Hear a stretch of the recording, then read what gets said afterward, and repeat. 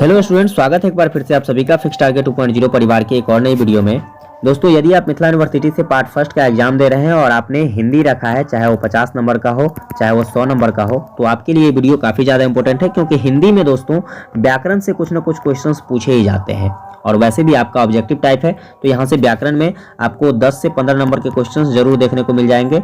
वैसे मैं बता दूं, आप किसी भी क्लास के स्टूडेंट हैं तो आपको व्याकरण में पूछी ही जाएगी ये क्वेश्चंस। वैसे क्वेश्चंस मैं आपको कराने वाला हूं, तो पूरी वीडियो को ध्यान से देखना। चैनल पर नए हो तो चैनल को सब्सक्राइब कर लेना और एक लाइक करके अपनी हाजिरी जरूर बना लेना। अब चलिए हम क्वेश्चंस की तरफ बढ़ते हैं। तो सबसे पहले हम यहाँ पर कुछ मुहावरे करेंगे, और मुहावरा क्या है, तो 9 2 11 होना मुहावरे का क्या अर्थ होता है। तो इसका सिंपल आंसर हो जाएगा दोस्तों हमारा ऑप्शन नंबर क, भाग जाना। चलिए अगला नंबर क्वेश्चन देखते हैं। क्वेश्चन है कि नाक का बाल होना मुहावरा का क्या अर्थ होता है। तो याद रखिएगा, नाक का बाल होना मुहावरा का अर्थ होता है दोस्तों प्रिय होना। चलिए अगला नंबर क्वेश्चन है कि दूज का चांद होना, इंपॉर्टेंट है, याद रखिएगा, दूज का चांद होना मुहावरा का क्या अर्थ होता है। इसका सही आंसर जो हो जाएगा दोस्तों ऑप्शन नंबर बी, बहुत दिन पर दिखाई पड़ना। नेक्स्ट क्वेश्चन देखिए, जान हथेली पर रखना मुहावरा का क्या अर्थ होता है। जान हथेली पर रखना मुहावरा का अर्थ दोस्तों, इसका सिंपल आंसर हो जाएगा हमारा कि जान की परवाह ना करना। चलिए आगे बढ़ते हैं, अगला क्वेश्चन को देखते हैं क्या कहता है। अगला क्वेश्चन है हमारा दोस्तों कि आंख का तारा होना। तो इसका सही आंसर हो जाएगा दोस्तों प्रिय होना, यानी कि बहुत प्यारा होना, आंख का तारा होना। चलिए नेक्स्ट क्वेश्चन देखिए, आस्तीन का सांप होना। आस्तीन का सांप होना का क्या अर्थ होता है। इसका सिंपल आंसर हो जाएगा घर में छिपा हुआ शत्रु को हम लोग आस्तीन का सांप कहते हैं, यानी कि आपका जो काफी करीब होगा और वो आपसे करीब होते हुए भी दुश्मनी करता है, उसे ही हम लोग आस्तीन का सांप कहते हैं। नेक्स्ट नंबर क्वेश्चन देखिए, क्वेश्चन से एक आंख से देखना मुहावरा का क्या अर्थ है। तो इसका सिंपल आंसर हो जाएगा हमारा दोस्तों समान रूप से देखना, यानी कि एक तरह सभी को देखना, मतलब एक आंख से देखना। ठीक है, तो समान रूप से देखना। चलिए अगला क्वेश्चन देखिए, गाल बजाना मुहावरे का क्या अर्थ होता है। इसका सिंपल आंसर हो जाएगा दोस्तों व्यर्थ में हाँकना, यानी कि गाल बजाना। चलिए आगे बढ़ते हैं, अब अगले क्वेश्चंस की तरफ देखते हैं। अगला नंबर क्वेश्चन हमारा है गले मढ़ना मुहावरा का क्या अर्थ होता है। 4 ऑप्शन यहाँ पर दिए गए हैं, इसका जो सही आंसर हो जाएगा दोस्तों आरोप लगाना, मतलब गले मढ़ना। चलिए अगला नंबर क्वेश्चन देखिए, हाथ मलना मुहावरा का क्या अर्थ होता है। तो इसका आंसर हो जाएगा दोस्तों ऑप्शन नंबर बी, हाथ मलना यानी कि पछताना। चलिए अगला नंबर क्वेश्चन देखिए, कलेजा फटना मुहावरा का क्या अर्थ होता है।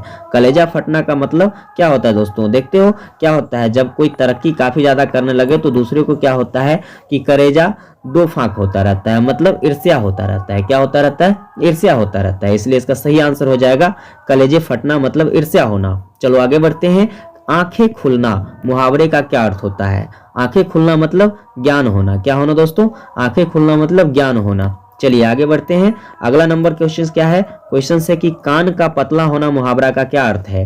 कान पतला मतलब होशियार होना। ठीक है, कान पतला मतलब होशियार होना। चलिए आगे बढ़िए, अगला नंबर लकीर का फकीर होना मुहावरे का क्या अर्थ है। तो लकीर का फकीर होने मुहावरे का अर्थ जो है दोस्तों ये है परंपरावादी होना। क्या होना दोस्तों, परंपरावादी होना। चलिए आगे बढ़ते हैं, अगला नंबर क्वेश्चन क्या हमारा, घी के दिए जलाना मुहावरे का क्या अर्थ होता है, मतलब आनंद मनाना, खुशियां मनाना। अगला नंबर क्वेश्चन देखिए, क्वेश्चन से दांत खट्टे करना मुहावरा का क्या अर्थ होता है। अब देखो यहाँ पर कंफ्यूज करने वाले ऑप्शंस है। दांत खट्टे करना मुहावरे का अर्थ क्या, जीत जाना, या फिर दांत सिपसिवाना, या फिर पराजित होना, या इनमें से कोई नहीं। तो याद रखिएगा इसका जो सही आंसर हो जाएगा ऑप्शन नंबर सी हो जाएगा पराजित होना। अगला क्वेश्चन देखिए, क्वेश्चन से लोहे के चने चबाना मुहावरा का क्या अर्थ होता है। तो दोस्तों लोहे का चना चबाना मतलब कठिन परिश्रम करना, काफी ज्यादा मेहनत करना, मतलब लोहे का चना चबाना। तो ये मुहावरा से संबंधित कुछ क्वेश्चन है। अब देखिए हम विलोम से संबंधित कुछ महत्वपूर्ण प्रश्न करेंगे जो कि आपके एग्जाम में पूछी जा सकती है। तो याद रखिएगा, जैसे कि आपसे क्वेश्चन पूछा जा सकता है, अनुराग का विलोम शब्द क्या होता है। याद रखिएगा अनुराग का होता है दोस्तों विराग। चलिए अगला नंबर, अथ का विपरीतार्थक शब्द क्या होता है। तो अथ का विपरीतार्थक शब्द दोस्तों होता है इति। क्या होता है, इति। ऑप्शन नंबर डी इसका सही आंसर हो जाएगा। आगे देखिए, कृष्ण का विलोम शब्द क्या होता है। लगा लो स्टार, ये छपने वाला क्वेश्चन है। कृष्ण का विलोम शब्द क्या होता है। तो इसका सही आंसर जो हो जाएगा दोस्तों हमारा हो जाएगा शुक्ल। क्या हो जाएगा, शुक्ल। कहते हैं ना कृष्ण पक्ष शुक्ल पक्ष। चलिए आगे देखिए, अस्थावर का विलोम शब्द क्या होता है। तो इसका जो सही आंसर हो जाएगा दोस्तों हमारा ऑप्शन नंबर बी, जंगम। क्या हो जाएगा दोस्तों, अस्थावर का जंगम। चलिए आगे बढ़ते हैं, अगला नंबर क्वेश्चन देखिए, क्वेश्चन से नर का विपरीतार्थक शब्द क्या होता है। तो नर का विपरीतार्थक शब्द क्या होता है दोस्तों, नारी। Option number D. चलिए आगे बढ़ते हैं, स्तुति का विलोम शब्द क्या है। तो याद रखिएगा स्तुति का जो विलोम शब्द है दोस्तों यह है निंदा, यानी कि ऑप्शन नंबर ए हमारा सही हो जाएगा। चलिए आगे बढ़ते हैं। आगे है संध्या का विलोम शब्द क्या होता है? संध्या यानी कि शाम, तो संध्या यानी कि शाम, तो इसका क्या हो जाएगा विलोम शब्द? तो ये हो जाएगा प्रातः। क्या हो जाएगा दोस्तों? प्रातः हो जाएगा। चलिए आगे बढ़िए। अगला नंबर है तलवार शब्द का विलोम क्या होता है? तलवार बहुत ही इंपॉर्टेंट है, देखो कंफ्यूज करने वाला क्वेश्चन है। तलवार का विलोम क्या होगा दोस्तों? तो ये हो जाएगा सहायक। क्या हो जाएगा? सहायक। आगे बढ़िए। आस्तिक का विपरीतार्थक शब्द क्या होगा? आस्तिक यानी कि जो ईश्वर में विश्वास रखता है उसको आस्तिक कहते हैं, और जो ईश्वर में विश्वास न रखता है उसको नास्तिक कहते हैं, इसलिए इसका विलोम शब्द क्या हो जाएगा? नास्तिक हो जाएगा। आगे बढ़िए। अगला क्वेश्चन क्या है? अगला क्वेश्चन से आलसी का विलोम शब्द क्या होता है? तो आलसी मतलब कि बहुत ना कुछ करने वाला, और परिश्रमी मतलब बहुत कुछ करने वाला, तो आलसी का विपरीतार्थक शब्द क्या हो जाएगा? परिश्रमी हो जाएगा। आगे बढ़िए। कायर का विलोम क्या होता है? कायर मतलब क्या? डरपोक जिसको कहते हैं, तो कायर का विलोम क्या हो जाएगा दोस्तों? बहादुर हो जाएगा। क्या हो जाएगा? बहादुर हो जाएगा। चलिए आगे बढ़ते हैं। अगला क्वेश्चन से पुरुष का विलोम क्या होगा? तो पुरुष का विलोम क्या होता है दोस्तों? देखो यहाँ कंफ्यूज करने वाला है, स्त्री और नारी, तो इसमें थोड़ा आप कंफ्यूज हो जाएंगे। महिला है, ये भी आप यहाँ पर भी कंफ्यूज हो सकते हैं। याद रखिएगा, पुरुष का जब भी पूछे तो स्त्री होगा, नर का जब भी पूछे तो नारी होगा। चलिए आगे बढ़ते हैं। अगला नंबर क्वेश्चन देखिए। क्वेश्चन से रात का विलोम क्या होता है दोस्तों? तो रात का विलोम क्या हो जाएगा? ये हो जाएगा हमारा दिन। क्या हो जाएगा? दिन। यहाँ पर देखो सारे ऑप्शंस कंफ्यूजन वाले हैं, सुबह भी आप लगा सकते हो, सवेरा भी लगा सकते हो, है कि नहीं, लेकिन अब क्या है? रात, तो रात का विलोम क्या हो जाएगा? दिन हो जाएगा। चलिए अगला देखिए। सुमति का विलोम क्या होगा? तो सुमति का विलोम दोस्तों कुमति होता है। क्या होता है? कुमति होता है। चलिए अगला क्वेश्चन देखिए। अगला क्वेश्चन है कि आलिंगन का विलोम क्या है? आलिंगन, ठीक है, बहुत ही इंपॉर्टेंट क्वेश्चन है, ध्यान रखिएगा, आपसे पूछी जा सकती है। आलिंगन का विलोम दोस्तों विरह होता है। क्या होता है? विरह होता है। चलिए आगे बढ़िए। अगला नंबर क्वेश्चन देखिए। क्वेश्चन से अंबर का विपरीतार्थक क्या है? अंबर यानी कि वस्त्र। अंबर का अर्थ क्या होता है दोस्तों? वस्त्र होता है। इसका जो सही आंसर हो जाएगा, इसका विपरीतार्थक शब्द हो जाएगा दोस्तों अवनि। क्या हो जाएगा? अवनि। चलिए अगला नंबर देखिए। हास्य का विलोम क्या है? हास्य, हास्य मतलब हंसमुख, ठीक है, हास्य मतलब क्या होता है? हंसमुख, तो ये हो जाएगा रुदन। इसका क्या हो जाएगा? रुदन। चलिए नया का विलोम शब्द क्या होता है? तो पुराना होता है। नया का क्या होता है दोस्तों? पुराना होता है। अगला जन्म का क्या होता है दोस्तों? तो जन्म का मरण होता है। ये नहीं कि मृत्यु और मौत लगा दीजिएगा, ठीक है, जन्म का क्या होता है? मरण होता है। चलिए आगे देखिए। अगला नंबर है आई का विपरीतार्थक क्या होता है? तो आई मतलब आमदनी, और आई का क्या हो जाएगा? खर्च या व्यय। देखो यहाँ पर आप कंफ्यूज हो सकते हो, खर्च या व्यय, तो आई का दोस्तों व्यय होता है। क्या होता है? आमदनी का खर्चा, लेकिन आई का व्यय। चलिए आगे बढ़ते हैं। अगला क्वेश्चन देखिए। क्वेश्चन से खारा का विलोम है। ऑप्शन है चीनी, मधुर, मीठा और मिष्ठान। खारा मतलब क्या होता है? खारा मतलब जो कि नमकीन टाइप का होता है। क्या होता है दोस्तों? नमकीन टाइप का। तो इसका जो सही आंसर हो जाएगा दोस्तों, ये क्या हो जाएगा? ऑप्शन नंबर बी, मधुर हो जाएगा। चलिए अगला देखिए। अगला है चोर का विपरीतार्थक क्या होता है? बहुत इंपॉर्टेंट है, फंसाने वाला क्वेश्चन है, याद रखिएगा। चोर का होता है साधु। क्या होता है? चोर का साधु होता है। लाभ का विपरीतार्थक क्या होता है? तो हानि। लाभ का क्या होता है? हानि। इसके बाद आशा का क्या होता है दोस्तों? ठीक है, आशा यानी कि उम्मीद करना। क्या करना? उम्मीद करना। तो आशा का क्या हो जाएगा दोस्तों? निराशा। क्या हो जाएगा? निराशा। Option number. अगला नंबर क्वेश्चन देखिए। क्वेश्चन से पुरस्कार का विपरीतार्थक क्या है? तो पुरस्कार का जो विपरीतार्थक हो जाएगा दोस्तों, ये हो जाएगा दंड। नेक्स्ट क्वेश्चन देखिए। उन्नति का विलोम क्या होगा? तो उन्नति का दोस्तों अवनति। उन्नति का क्या होगा? अवनति। चलिए आगे बढ़ते हैं। अगला क्वेश्चन है क्वेश्चंस की बाढ़ का विपरीतार्थक क्या होगा? इंपॉर्टेंट क्वेश्चन है, स्टार लगा लीजिए, छपेगा जरूर। बाढ़ का विपरीतार्थक शब्द क्या हो जाएगा? तो ये हो जाएगा सूखा। अगला देखिए। सभ्य का विलोम क्या होगा? तो सभ्य का असभ्य। सभ्य का असभ्य। सभ्य मतलब धैर्य रखने वाला, कुछ सोच समझ कर बोलने वाला, और असभ्य का क्या मतलब होता है? धैर्य न रखने वाला, बिना कुछ सोचे समझे बोलने वाला। अगला देखिए। अगला है दोष का विपरीतार्थक क्या है? दोष। दोष मतलब अवगुण। दोष मतलब अवगुण, तो इसका विलोम क्या? गुण। चलिए अगला देखिए। निश्चय का विलोम क्या होगा? तो निश्चय मतलब निश्चित है, और अनिश्चय मतलब निश्चित नहीं है, ठीक है, तो इसका विलोम क्या हो जाएगा? अनिश्चय। आगे बढ़िए। अगला नंबर क्वेश्चन क्या है? ग्रहण का विपरीतार्थक क्या है? ग्रहण, ठीक है, इसको ध्यान रखिएगा। ग्रहण का विपरीतार्थक जो है दोस्तों, ये हो जाएगा त्याग। ग्रहण मतलब क्या? प्राप्त करना, और त्याग मतलब छोड़ देना। चलिए ये कुछ विलोम शब्द थे। अब हम देखते हैं अनेक शब्दों के लिए अनेक शब्द, जो कि आपके एग्जाम में पूछी जा सकती है। याद रखिएगा इसको, बहुत इंपॉर्टेंट क्वेश्चन सब है इसमें। शिव के उपासक को क्या कहा जाता है? शिव के उपासक को दोस्तों शैव कहा जाता है। चलिए अगला नंबर देखिए। वह स्थान जहां सेना रहती है, सेना रहने वाले स्थान को क्या कहा जाता है? तो इसमें छावनी कहा जाता है दोस्तों। क्या कहा जाता है उसको? छावनी कहते हैं। अगला देखिए, अगला क्वेश्चन क्या है? जिसने यश प्राप्त किया है। यश प्राप्त करने वाले को क्या कहते हैं? यशस्वी। क्या कहते हैं? यशस्वी। ध्यान रखिएगा, बहुत ही इंपॉर्टेंट क्वेश्चन है। अगला देखिए, छात्रों के रहने के स्थान को क्या कहते हैं? छात्र जहां रहते हैं, छात्र मतलब छात्रावास, छात्र मतलब छात्रावास। ठीक है, कहाँ रहेंगे छात्र? तो छात्रावास में रहेंगे। आगे देखिए, जो बहुत बोलता है उसे एक शब्द में क्या कहते हैं? तो बहुत बोलने वाले को हम लोग कहते हैं वाचाल। क्या कहते हैं बच्चों?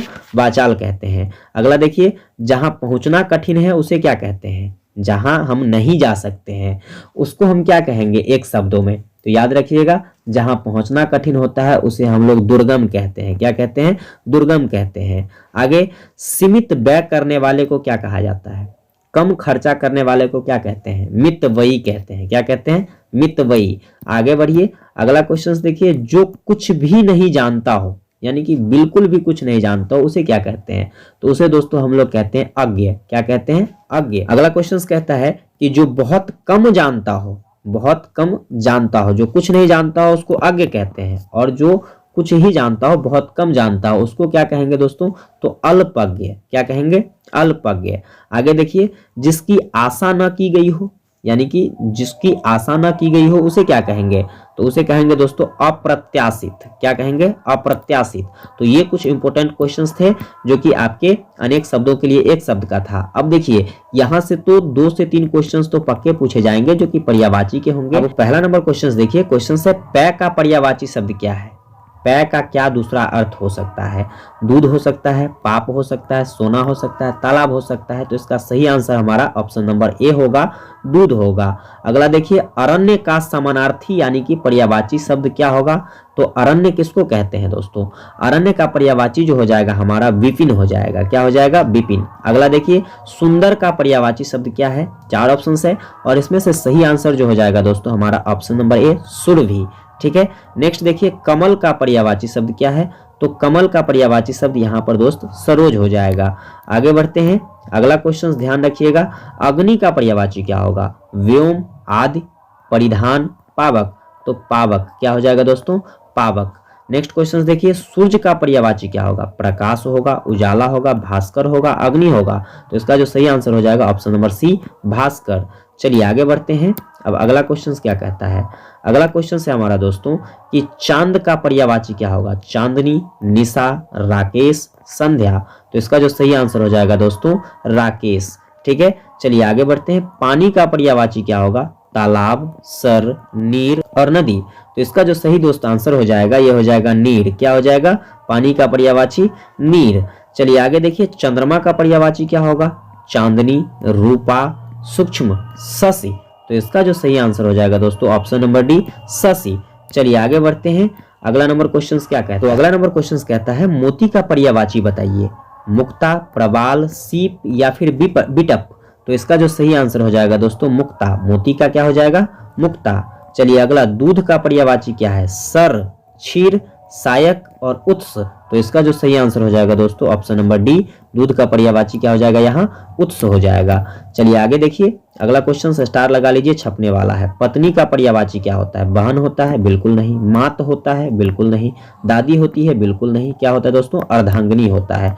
चलिए आगे देखिए, सागर का पर्यायवाची क्या होगा? सागर, नदी, समुद्र, तालाब या पोखर। तो इसका जो सही आंसर हो जाएगा दोस्तों समुद्र हो जाएगा। क्या हो जाएगा? समुद्र हो जाएगा। आगे देखते हैं, अगला क्वेश्चन क्या है? अश्व का पर्यायवाची क्या होगा? अश्व किसको कहते हैं? हाथी को? बिल्कुल नहीं। ऊंट को? बिल्कुल नहीं। चीता को? बिल्कुल नहीं। किसको कहते हैं? घोड़ा को कहते हैं। चलिए आगे देखिए, अगला क्वेश्चन क्या है? अगला क्वेश्चन से पशुपति का पर्यायवाची क्या होगा? पशुपति किसको कहते हैं? इंद्र को कहते हैं? तो बिल्कुल भी नहीं। किसको कहते हैं? रुद्र को कहते हैं? तो बिल्कुल ये हमारा सही आंसर हो जाएगा। आगे देखिए 16 नंबर, हवा का पर्यायवाची क्या होगा? अनिल होगा, पवन होगा, समीर होगा या फिर इनमें से कोई नहीं होगा। तो इसका जो सही आंसर हो जाएगा दोस्तों पवन होगा। क्या होगा? हवा का क्या होगा? पवन होगा। अगला नंबर क्वेश्चन देखिए, क्वेश्चन से संख्या का पर्यायवाची क्या है? संख्या, देखो ध्यान रखना, संख्या का क्या होता है? गिनती, योग, जोड़ा और इनमें से कोई नहीं। तो ध्यान रखिएगा, संख्या का पर्यायवाची जो हो जाएगा दोस्तों यहाँ इनमें से सभी हो जाएगा। गिनती भी कह सकते हैं, योग भी कह सकते हैं, जोड़ा भी कह सकते हैं। तो कुल मिलाकर व्याकरण के कुछ इंपॉर्टेंट क्वेश्चंस थे जो कि आपके एग्जाम में पूछी जा सकती है। इसको जरूर 2 से 3 बार देख लीजिएगा ताकि आपको सारे प्रश्न याद हो जाए। ये थी आपकी इंपॉर्टेंट क्वेश्चंस। मिलते हैं आप लोगों से अगली वीडियो में। चैनल पर अगर नए हैं तो चैनल को कर लीजिएगा सब्सक्राइब और साथ में टेलीग्राम ग्रुप को जरूर ज्वाइन कर लीजिएगा और कमेंट करके जरूर बताइएगा आपको वीडियो